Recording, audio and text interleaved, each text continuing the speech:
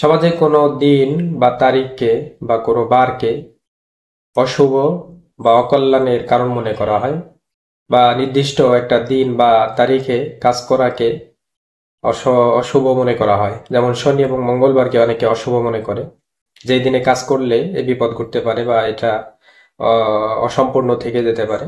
এই ধরনের বিশ্বাস রাখা বা এই দিন বা বারের কারণে কাজকে স্থগিত রাখা, এটা উচিত না।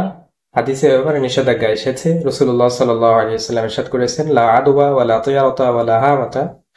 অর্থাৎ ইসলাম বা আল্লাহ তাআলার মনোনীত ধর্মে কোনো বিষয়কে অশুভ লক্ষণ করার কোনো ব্যাপার নাই। তার মানে অশুভ লক্ষণ অকল্যাণকর মনে করা যাবে না। শনিবারে কাজ করলে বা মঙ্গলবারে এই কাজ করলে এই বিপদ ঘটতে পারে বা এটা অসম্পূর্ণ থেকে যেতে পারে, এই ধরনের বিশ্বাস রাখা যাবে না।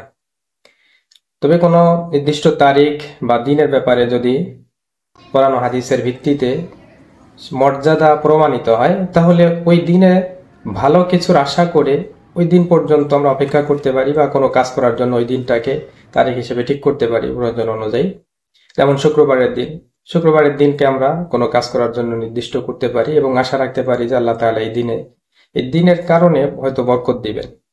কিন্তু কোনো বিষয়ের থেকে বা কোনো বার বা তারিখের বা কোনো সময়ের ক্ষেত্রে অশুভ কিছু ঘটে যাবে, এটার কারণ মনে করা যাবে না। এ ব্যাপারে হাদিসে স্পষ্ট নিষেধাজ্ঞা এসেছে।